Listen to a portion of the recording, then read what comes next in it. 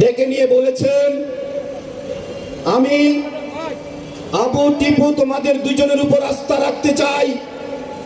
সেদিন আমরা আপনাকে কথা দিয়েছিলাম, আমরা আপনার সেই আস্থা বিশ্বাস আমরা জীবনের বিনিময় হলেও ধরে রাখবো ইনশাআল্লাহ।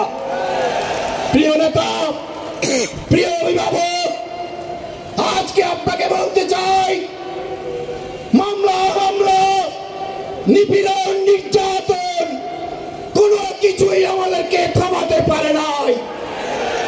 এই কুমিল্লার রাজপথে রক্ত দিয়েছি ওই খুনি বাহারের সন্ত্রাসীদের সামনে জীবনকে উৎসর্গ করার জন্য। বুকের তাজা রক্ত দিতে এক পাও পিছপা হয়নি।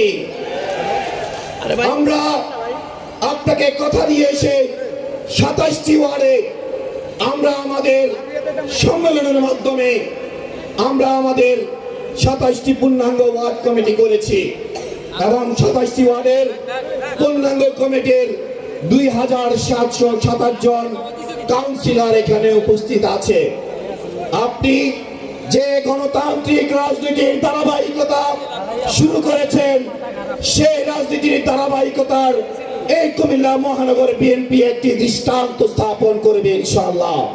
প্রিয় নেতা, আপনার অনুমতিক্রমে আপনার বক্তব্যের পূর্বেই আজকের এই সম্মেলনের সভাপতি, যিনি এই কুমিল্লার 27টি ওয়ার্ডকে সুসংগঠিত করার জন্য এবং সম্মেলনকে সফল করার জন্য অক্লান্ত পরিশ্রম করেছেন, কুমিল্লা মহানগর বিএনপির বিপ্লবী আহ্বায়ক, আজকের সম্মেলনের সভাপতি উদ্বাতুল বাড়ি আবুকে